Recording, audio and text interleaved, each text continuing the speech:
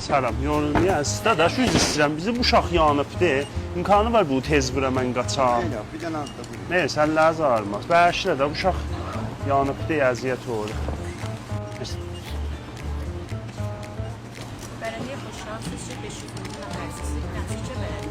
Mən sikkə bələndə oldum, əlləriniz ağrımasın. Bir dəqiqə gözlə, xanım, növbə məmçiydi, bax, cəmçiydi, növbə həm sikkə versin, nə xəbərdir? Da, şansı mənim ki... Növbəyəciydi, ben mənim növbəm. Dəqiqə, ağa, uşaq yanıbdır, Baba, qoy uşaq qaçın. yanıb da mənim növbəm. Al. Da şara sikkə pipi, mənə bax edişin. Bir dəqiqə icazə Növbə ver. məmçi deyə yox, həm növbəyəciyim, həm sikkə apardı, mənə bax. Dadaş, niyə narahandı o sən? Ağa, bu qismət...